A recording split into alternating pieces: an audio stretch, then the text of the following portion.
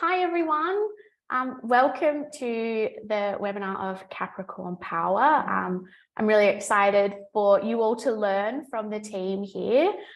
Just before I get started, I'd love to acknowledge the traditional owners of the lands which Birchal is based on. So we'd like to acknowledge the Wurundjeri people of the Kulin Nation and acknowledge the elders past, present and emerging. Now, these webinars are super fun. We get to hear direct from the source of the amazing campaigns and founders and team behind them. I'll just quickly run a little bit of admin for today, how it will work before I throw over and introduce the team. So we'll hear a short presentation from the Capricorn Power team, who are going to run us through everything we need to know about the business. While that's going on, please feel free to drop your questions into the Q&A box at the bottom of your screen. And we'll get to a Q&A time at the end. Doesn't matter if you don't get to it during the presentation. I'm sure it'll have a big rush at the end. So we'll absolutely try and get to all of your questions. So I guess without further ado, I'd love to introduce the team from Capricorn Power. Now we've got all the heavy hitters here. So we've got Jeff, the founder, director and chair. Good afternoon. We've got Frank, who's CFO. We've got Jim, who is COO, and we've got Rob, the deputy chair. So I might hand over to the team to run us through the presentation. Take it away. Thank you, Anna, and good afternoon, everyone. As Anna said, I'm Jeff Andrews. I'm a co-founder and chair of Capricorn Power. And for 39 years, I've been working on energy efficiency, climate action, and renewable energy. Welcome and thank you for taking the time out of your day to learn more about and to consider investing in Capricorn Power, whether you're new to Capricorn Power or one of our many existing shareholders joining us today. I also acknowledge that I'm presenting from the lands of the Wurundjeri people of the Kulin Nation, and that they're the traditional custodians of the land, and I aspire to be a good custodian and take good care of the land as well. I want to answer all the questions you have. Our shareholders know that as a company, we strive for transparency and we welcome your ideas and suggestions. So I'll present for 15 minutes, leaving plenty of our time for your questions and suggestions. Okay, so Capricorn Power, the short version of our elevator pitch is that we have a technology to produce renewable electricity 24/7.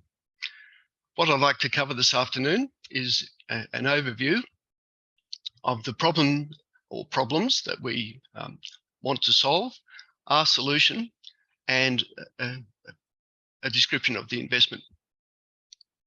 So the problem we're tackling is climate change. It probably doesn't need a lot of explanation or discussion. We know that the largest cause of climate change is CO2 emissions from stationary power. And while most people know that, maybe they haven't thought about just how much extra renewable electricity is required. Electricity from renewables other than hydro accounts for 10.5% of the world's total electricity generation, whereas fossil fuels, coal, oil and gas, account for 63%.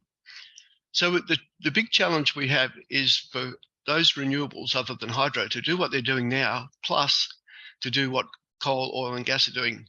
And that means a 580% increase in total electricity output. And another problem we have to tackle while we're doing that is to address the intermittency of wind and solar. So we're not talking about competing with wind and solar, we're talking about complementing them so we fill in that baseline, which is now supplied by mostly by coal.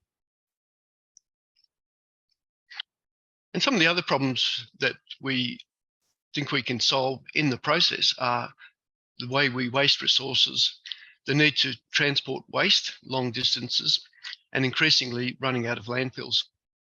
So what's our solution to these problems? Capricorn Power has a new system for turning heat into electricity and doing that at high efficiency.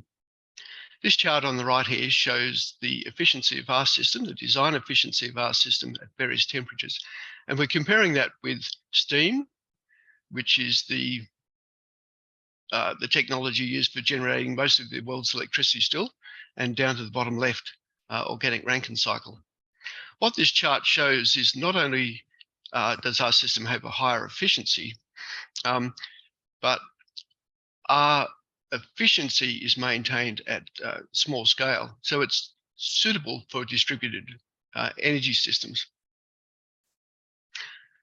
How do we overcome the problem of intermittency?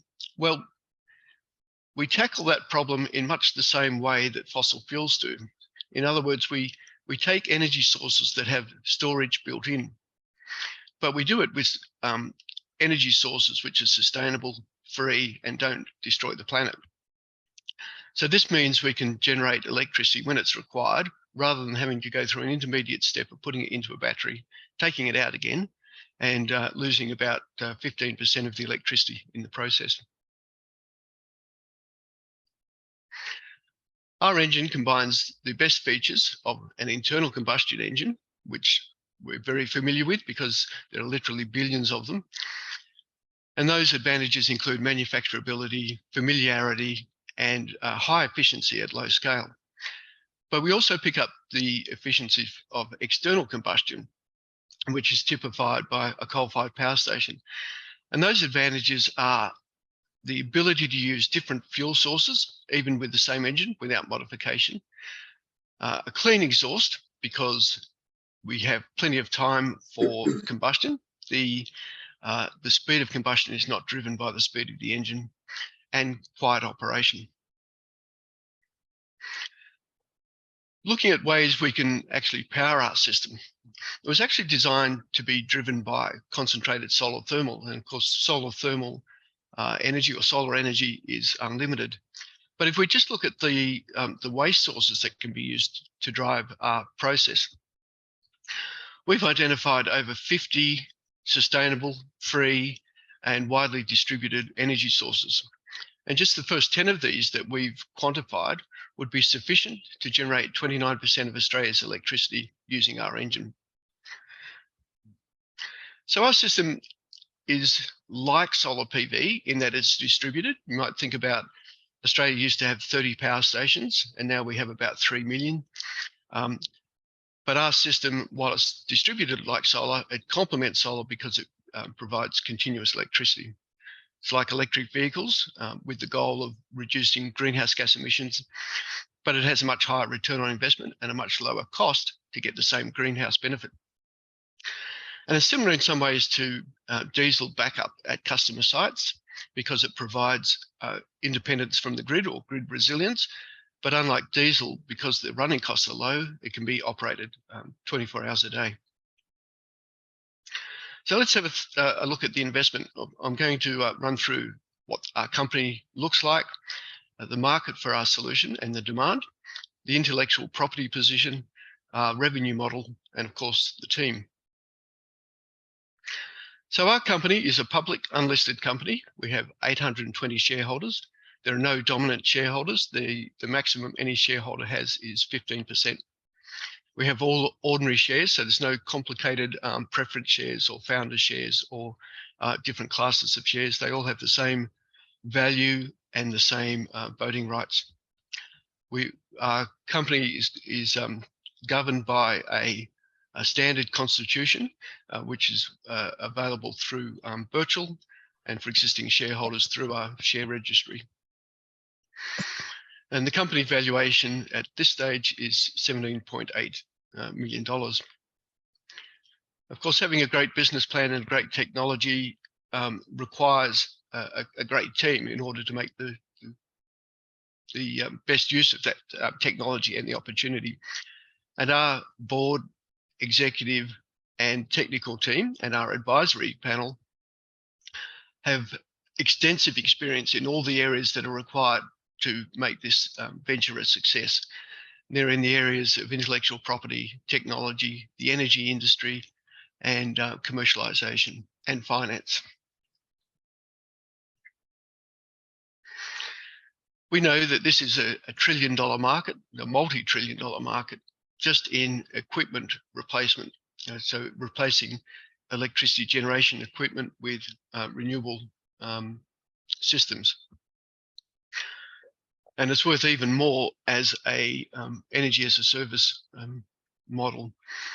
We know that there's a big demand for our system because we get 2 or 3 inquiries, unsolicited inquiries each week from around Australia and around the world. And we know from those inquiries that the waste sources, while it's a different mix to Australia, are also abundant in other countries. The drivers in other countries can be different to Australia. It can be grid reliability or even grid availability, and price, and also climate change, of course. Looking at intellectual properties, most people, when they think of intellectual property, think mainly of patents, and we have one patent that's been granted in the United States and in South Africa, and we've passed examination in China, and we're progressing that patent through other countries. But intellectual property is broader than just patents. We have an exclusive license to one of the key technologies that we're using within our system.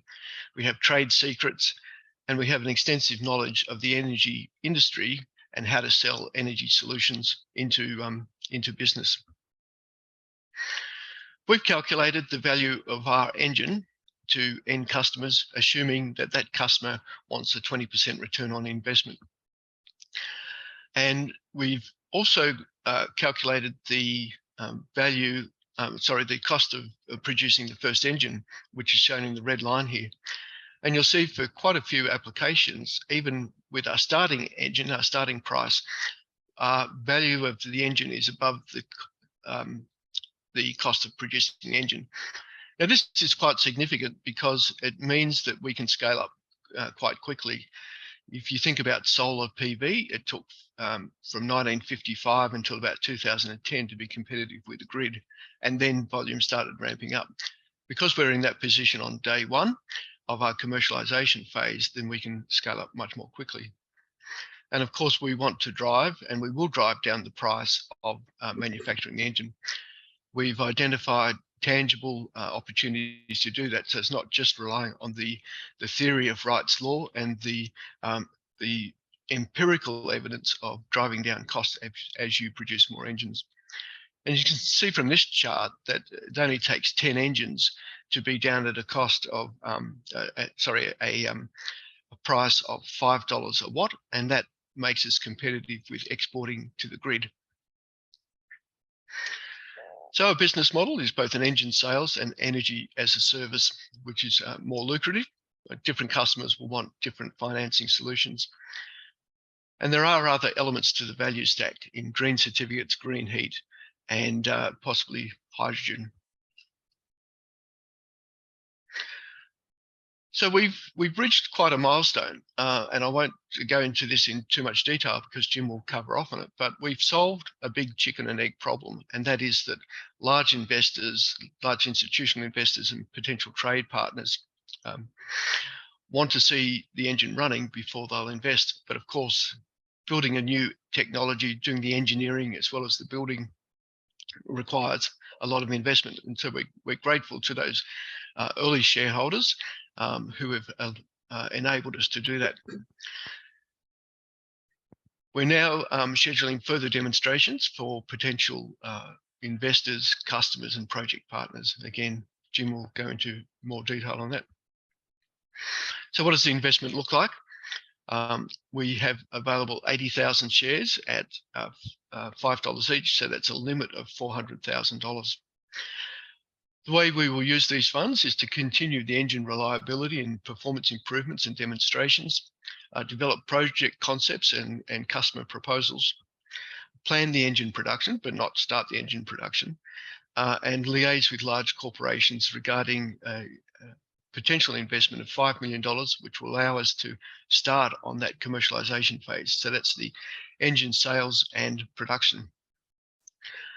Of course, you want to get your money out as well as putting money in, and our options for achieving a liquidity goal are a trade sale, trading profitably as a company, and then being able to pay a dividend,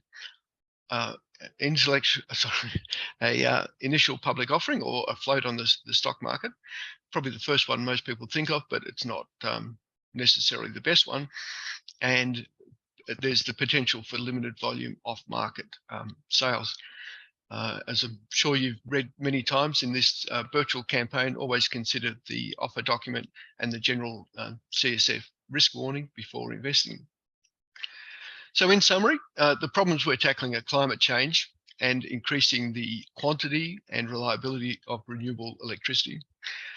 At the same time, tackling the resources waste, landfill problems, and waste transport problems. Our solution, the Capricorn Power system, the Barton engine, is unique and patented, and there are abundant, sustainable, free, and widely distributed energy sources to power that system. We have an investable company, we have the technology, the team, and the timing to make this a success, and there are hundreds of thousands of high-value applications. We have a model for profitable engine sales and projects. Back to you, Anna. Oh, sorry. Yeah, you'll throw to Jim, won't you? Thanks. Awesome. Thank you so much, Jeff. Thanks, Super Anna. interesting. Jim, is there anything you wanted to add to the presentation? Well, look, just to give an update on where we're at, Anna, and I'm pretty pleased to say that we finished 2022 on an extremely positive note.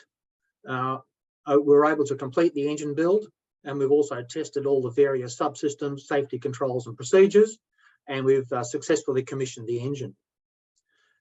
During the initial trial runs, as part of the commissioning process, we're also able to intermittently generate electricity, which is an important milestone in itself.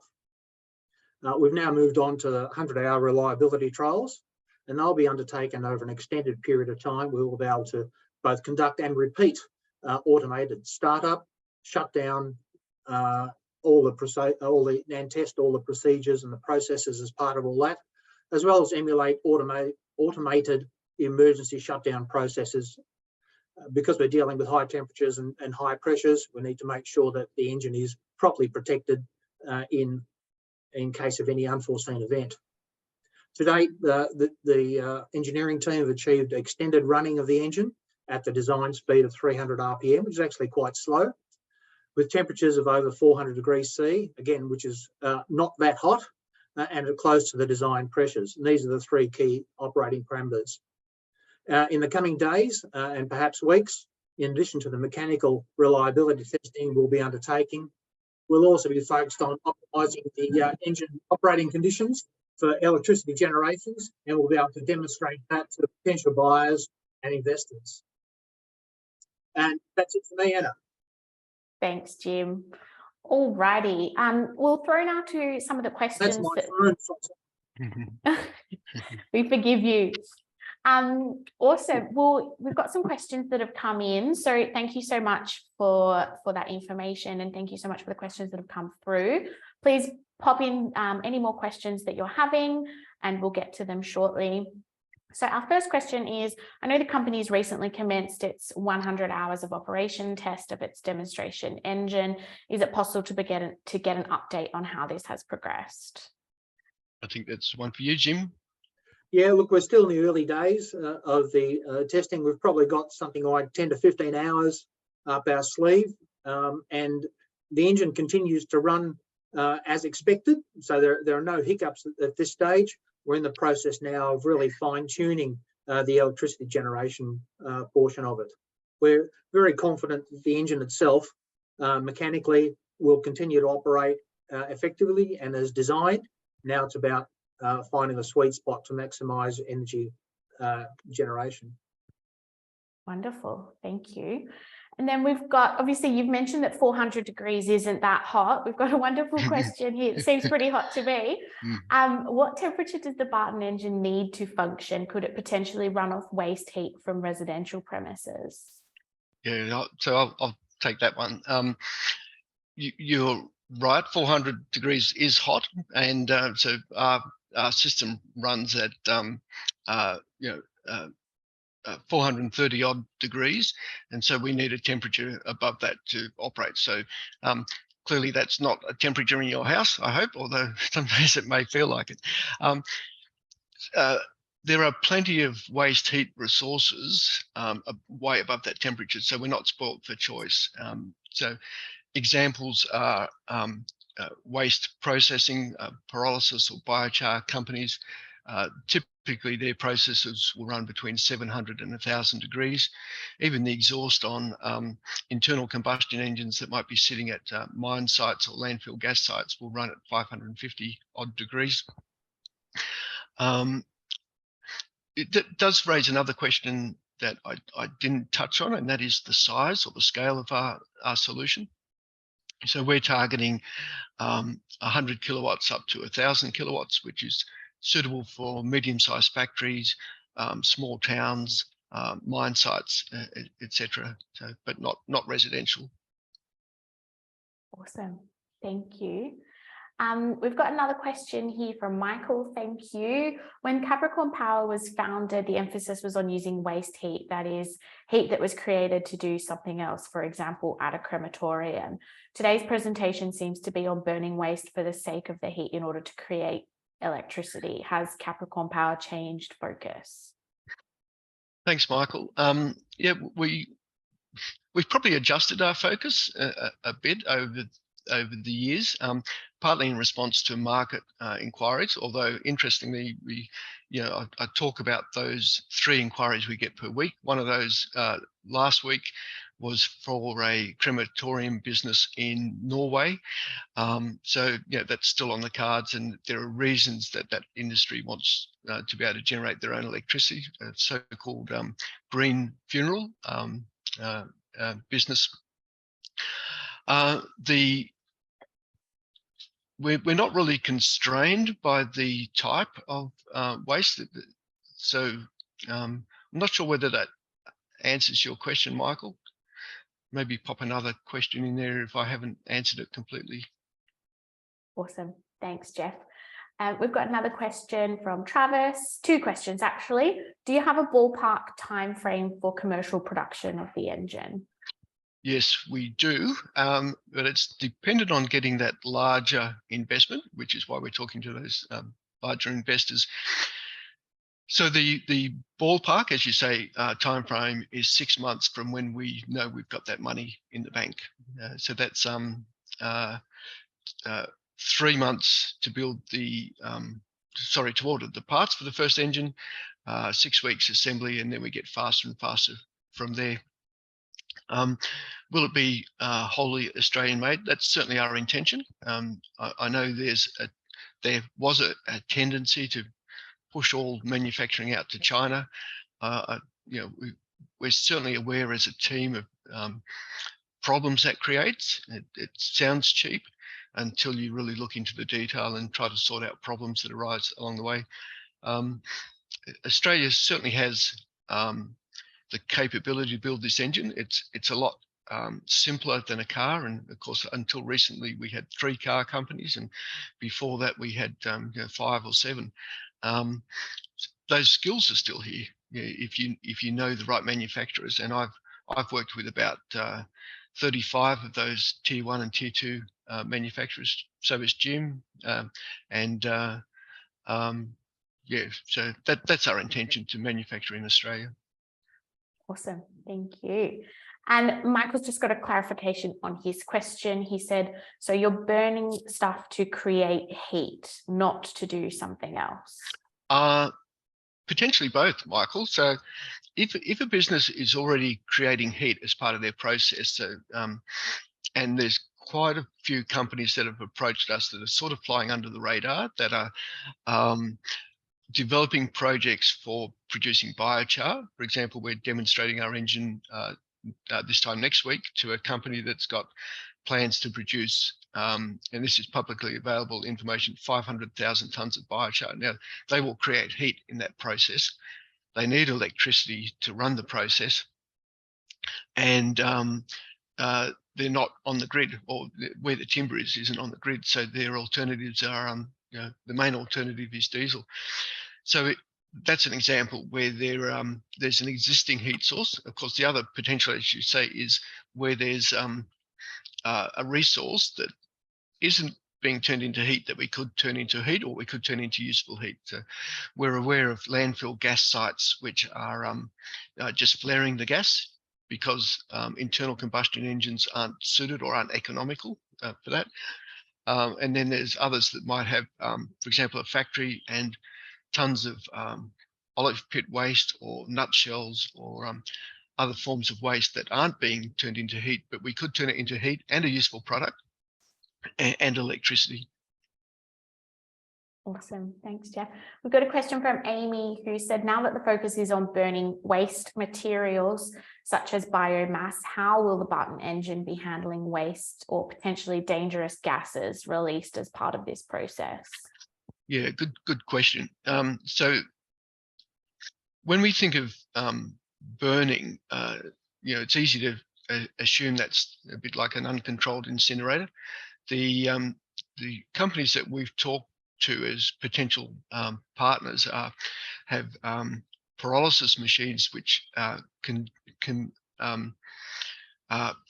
thermally decompose material at high temperatures, and they hold it at high temperature for enough time that it breaks down completely, so you don't get smoke or dangerous chemicals. And with the right temperature and residency time, you can even break down PFAS, formaldehyde, and other dangerous chemicals.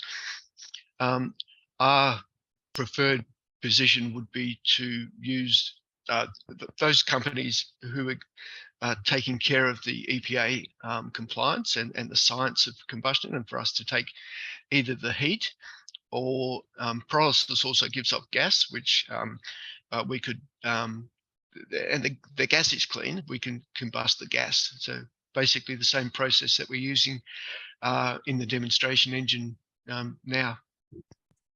Awesome, thank you. Now we've got a few other more technical and crowdsource funding related questions here. So, and I'll probably help you out as well with just educating, I guess, people on the call who may not have heard of crowdsource funding before. This might be the first time you've ever attended a webinar. So the question is, what is Capricorn's Power long-term goal regarding shares? If so, marketing it to the ASX. Now, just for a little bit of context for everyone, as I said, you might be new to this asset class. When you buy shares in a company like Capricorn Power through a platform like Birchal, you are buying fully owned ordinary shares in either, in this case, a public unlisted or a private Australian company. Now, in crowdsource funding, these shares are considered illiquid as they can't be easily can't be easily transferred or sold. However, as Jeff did mention earlier in the presentation, there are numerous possible circumstances that may create an opportunity for shareholders to exit the business. These include a trade purchase of the company, listing on the stock exchange, such as the ASX that's been mentioned, a private equity investment in the company, such as Jeff has mentioned, or a share buyback by the company. Now, there is no guarantee that any of the exit options will eventuate, and due to the regulations around disclosure in a crowdsource funding capital raise, we're not allowed to present any information to investors that could be considered misleading, such as financial projections or assumptions without a reasonable basis. So you'll have to, I guess, make your decision to invest in Capricorn Power based on all of the information that's provided in the offer doc when it's available next week. So I would also strongly encourage you to thoroughly read that and consider the crowdsource funding risk warning that's in there as well. So also, just to sort of let everyone know, in terms of the campaign, we're in the expression of interest phase at the moment, where we are going to market garnering interest in the offer. So all of the information on the specific offer details will be contained in that offer document that will be released next week. Now, it will be opening on Tuesday, and we absolutely hope to welcome Capricorn Power. We'll hope to welcome you all as investors when it opens privately. Now, that's also a private period is open to the expression of interest list only. So if you've not yet expressed interest and joined that wait list to invest in the private period, quite often investments will reach their maximum target in that private period. So it's absolutely in your best interests to get in early and secure your shares in the business. So I think we've covered that. And we've also got a question from Terry, which is what percentage of the company do you expect to offer in exchange for the, I think you've got $5 million here. That we'll probably take offline. And if you've got any more specific questions for Jeff around that, because that's not actually part of this current raise, I think that's something that we'll focus on external to this webinar. So they've also asked a question, is there a chance of getting government grant or loan funds instead? Yeah, that probably not the whole 5 million, although that would obviously be nice. But we certainly intend to, we aim to minimise dilution with non-diluting funds such as government grants, and there's a couple of those we're targeting at the moment, and we're close to the requirements, but just working on the final requirements for one of those, which would be a significant contributor to that 5 million, yeah, perhaps up to $1 million. Wonderful, exciting times. If anyone has any last questions for the team, I actually have one, which I've been dying to ask. So obviously, Jeff, two of the focuses of the projection of the engine use is not only the engine sales, but the electricity as a service. Could you explain a little bit more about that and how, I guess, you'd plan on scaling that? You could tie this into your use of funds as well. Yeah. So there is a more lucrative market in selling electricity than selling engines, because obviously it's an ongoing stream. So it's like the printer model or the mobile phone model of having an ongoing income stream. Of course, the constraint on that is available capital, but there are ways to tackle that. And probably the most promising or the most obvious is what are called green loans. So, for example, Sustainable Australia Fund has a loan scheme where they only provide loans to capital equipment and projects which will benefit the environment. So solar panels, waste reduction, water savings, etc.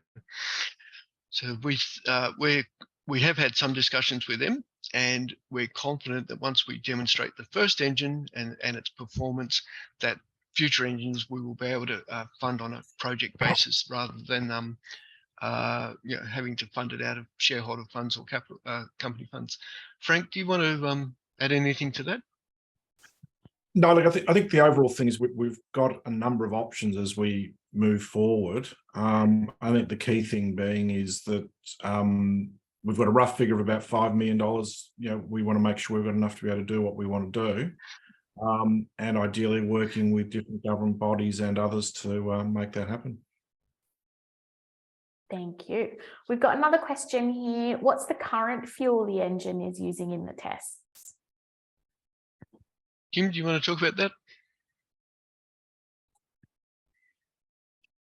Sorry, it took me a moment to unmute. Because it's our test engine, we're not at a potential customer site. We're just using natural gas as the fuel source. Awesome, thank you. But it's a small leap from there to biogas, which could come from a wastewater treatment plant or a landfill gas site, or even pyrolysis syngas. Ooh, thank you. We've got another question here, which is perfectly timed. Will there be a recording of this? Yes, there will. This will be circulated after the webinar this afternoon. So stay tuned, keep an eye on your emails, and yes, please share with anyone who's not been able to attend. Wonderful. We've got another question here. Hi, David. Just wondering about the intellectual property. Does Capricorn have international patents, and is there any expected future income stream from licensing patents? Now, that was prefaced with Dave came in late, so we did briefly touch on patents in the beginning, but if you could just refresh our memories, that'd be wonderful. Yeah, sure. So we've got a patent for both the process, well, a single patent that covers both the process and the mechanism for making use of that process to convert heat into electricity. And that patent has been granted in the United States a bit over a year ago. It can be a slow process, but we've recently been notified that we've got a South African patent has been granted with effect July last year. We've passed examination in China, and we're progressing the examination and answering questions with about 20 other countries, about 13 jurisdictions, including Europe. As I mentioned, in the presentation, there are other forms of intellectual property as well, and they include trade secrets, exclusive licenses, and knowledge of the energy industry and just how to crack into that industrial energy use market. And the other question was about licensing. Yes, would you be looking into licensing arrangements of these patents? Yeah, so certainly there's the potential to generate license income from specific territories and applications. So we're aware of that. It does require, of course, demonstrating the engine, which is the point we've just got to. So we're not in any license negotiations at this stage, although we are talking to a large trading company, which I can't mention because it's under a confidentiality agreement. I can't say who it is, who is certainly well aware of the energy industry in Australia and around the world. So companies like that are a prime prospect. Anyone else on the call like to add to licensing discussion? Yeah, I think the key thing being is there's a lot of opportunities that we think will come up both geographically and also in, whether you want to call them segments or verticals and so forth, that creates a lot of opportunities into the future. So think of which way do we want to do it, how's the production process going to be run, how much are we going to do on a per click basis, electricity generation basis. And I think that's one of the opportunities as we shift or start ramping up on the commercialization phase. Wonderful, thank you. Now, if anyone has any last questions or from the team, I'll throw over to you if there's anything that you wanted to add to today's presentation. Feel like we've covered it. Anything from you, Rob? You've been... You're on mute, Rob. The most repeated expression of this decade. I'm unmuted now. Just to repeat, our focus probably has been more and more on producing renewable electricity generation, and that's obviously using organic waste materials. And in that context, using pyrolysis, as Jeff has mentioned, we can produce biochar. And in that mode, the Barton heat engine would actually be carbon negative, just not carbon neutral. I think that's a pretty important point for people to appreciate, because there's substantial tons of organic waste going to landfill at the moment, and it would be very easy for us to tap that source. Yeah, two really good points there. The size of the problem with organic waste, we see the green bins collected, but most people wouldn't realise that how difficult it is to get rid of that green waste, particularly from inside cities. It's often we know of probably 3 or 4 councils that are spending over $1 million a year just transporting their green waste. At the same time, they've got a guaranteed income stream, and they've got climate goals, but they don't have a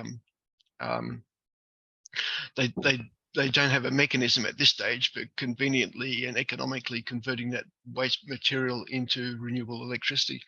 The other point Rob touched on about biochar, as yes, it's a soil conditioner, it can be used for many things, but importantly, it's the one form of carbon capture and storage that, well, perhaps one of 2 that's been proved to work. The other one's, building buildings out of wood is a way of sequestering carbon. But biochar, we've found uses of biochar in South America that have been stable for 2,000 years. So, and it's similar to making your own coal, but instead of taking it out of the ground and destroying the climate, we're trying to put the carbon back into the ground and restore the climate. Amazing. Thanks so much, everyone. I think we've got no more questions. I really appreciate your time today, and it's an absolute joy to work with you all, and it's really exciting. So to everyone on the call, the offer will be opening next Tuesday, so do keep an eye on your emails and check out all of the information. Or if you have any other questions that you think of in the middle of the night tonight and think, God, goodness, I wish I had asked that on the webinar, do please reach out to the team via their profile. Here's one question. Oh, yes, here we go. Thank you. So we've got, why haven't you been able to use an alternative source of energy in the trial? Further to the question earlier. Yeah, we'd certainly like to, and just digging into that question a bit, it certainly using natural gas or fossil methane is not something we want to do, but it was a pragmatic decision based on the availability of funds, the availability of an EPA permit on that site, and so as soon as we can, we want to be on a different, a sustainable and a free energy source. Wonderful. And we've got another question here, and Travis, no stress at all about a late question. We've got, is there a possibility for the offtake of hydrogen from the pyrolysis process? Yeah, really good question. So one of the opportunities that we've been approached over is, and this isn't directly answering your question yet, but I'll get to it, is the supply of renewable electricity 24/7 to produce hydrogen from using electrolysis. And the benefit of that is that normally there's a difficult decision with electrolysis in that you either run off green power, which is intermittent, and so the cost of hydrogen is high because you're amortizing the cost of the electrolyzer over fewer hours of operation and fewer kilograms of hydrogen. So we have been approached by several companies that are wanting to set up distributed hydrogen production and sales, so producing hydrogen where it's required. And I thought this was a great application, and it is, but it probably took a month to realize or to uncover the thinking or the opportunity that you've got in your question, and that is that if we use pyrolysis to produce electricity, to produce hydrogen, effectively what we're doing is we're taking chemical energy and turning it into heat, and turning the heat into mechanical energy, and mechanical energy into electrical energy, and electrical energy into chemical energy. And there is hydrogen coming off the pyrolysis process, and depending on the mix of depending what's in the pyrolysis feedstock and how you drive the process, you can get up to 40% hydrogen just in that syngas. So ideally, what you'd want to do is to run the engine on heat and take the syngas, which is rich in hydrogen, and separate out the hydrogen. Now, we don't know of anyone that's doing that or planning to do that, but clearly, the chemistry is there. The chemistry would enable that. There's also a subtle question about, what's the ideal outcome or the ideal use of the resource, and it's tempting to just say, well, the highest value is hydrogen, so we should do that and nothing else. But initially, our capacity to use the resources are quite constrained, and the resources are very big, and the problem in the market is very big. So we don't have to be constrained to just one solution. Great, thanks, Jeff. We've also had a question, and I'll just explain a little bit as well before I throw to you for any additional comments, Jeff. So I've got a question here: when will the company break even?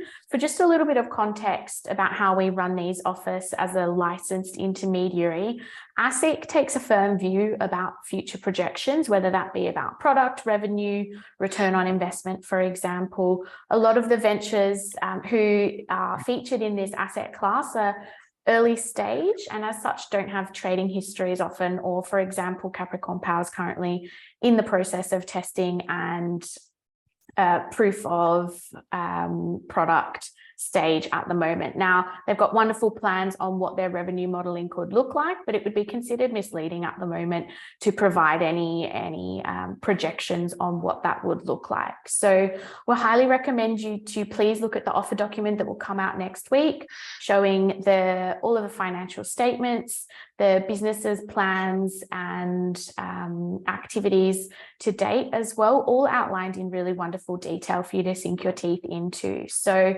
I guess on that, Jeff, did you have anything else to add? Yeah, well, within the constraints that are there, obviously we have modelled various scenarios, and yeah, we're persisting with this venture because we can see the potential, but I'm not allowed to say what the potential is. Maybe you can comment, Anna, on if someone's a sophisticated investor, are we allowed to take them through that modelling? You're welcome to have conversations with specific investors if they have specific questions. So highly encourage you to reach out to Jeff and the team if you have any questions or if you'd like to look at that modelling. Obviously, keeping in mind that all of this is speculative, and please do obviously consider the crowdsource funding risk warning and offer document as well to really form a full picture view of the investment opportunity here. And obviously it's clear to everyone the passion and skill on this call and the hard work that's been done to date. So it's a really exciting time for Capricorn Power. Just add one bit to it, and obviously with the rules and regulations that we are all subject to, is the document that we're coming out next week's quite extensive, and has got a fair bit of information in there. And also there will be a copy of the most recent accounts. Now, because we're a public unlisted company, we also get audited. So there's a set of audited accounts that will be available for people who want to have a look at. Obviously that's historical. But at least that's a level of data that will be available there for people to get access to as of, I think it's next Tuesday, Anna. Yes, it is. And obviously, Ed and anyone else, if you have any further questions or if you'd like to have some high-level discussions perhaps that have come out to this, I really encourage you to have a chat with the team. And as well, if we can share sort of those higher level terms of the offer document as well. It will be released publicly and widely on next Tuesday. But if you have any more specific questions ahead of that, the team would absolutely be thrilled to take you through. Yeah, certainly happy to talk to people about their ideas and suggestions, potential customers we should be contacting. We're frequently on online calls doing that, so yeah, happy to do that. Awesome. All righty, I'll let you sign off, team. Thank you everyone from Birchal for joining. Really appreciate it. If you do have any more specific questions about crowdsource funding, we are also available to help, and we've got our support help desk as well at your service. So over to you, team. Okay, thanks, Anna. Thanks everyone. Thank you. Thank you. Bye. Bye-bye. See ya.